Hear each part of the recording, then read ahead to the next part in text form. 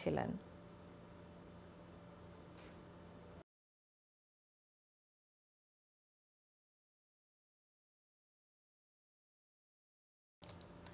নোয়াখালীর কোম্পানীগঞ্জের স্বেচ্ছাসেবী সংগঠন উই ফর ইউ তাদের ১৬তম বর্ষপূর্তি উপলক্ষে স্মরণিকা মোড়ক উন্মোচন ও আলোচনা সভার আয়োজন করেছে। প্রতিষ্ঠার পর থেকে সংগঠনটি ১৯,০০০ ব্যাগ রক্ত প্রদান করে মানব সেবায় অসামান্য ভূমিকা রেখেছেন।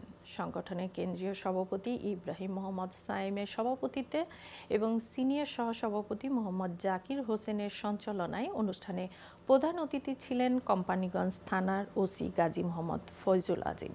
বিশেষ অতিথি হিসেবে উপস্থিত ছিলেন উপজেলা জামায়াত আমির অধ্যক্ষ বেলায়েত হোসেন, পৌর জামায়াত আমির মাওলানা মোশাররফ হোসেন, যুবদলের সদস্য সচিব জাহিদুল রহমান রাজন ও সংগঠনের প্রতিষ্ঠাতা ফয়সাল মাহমুদ।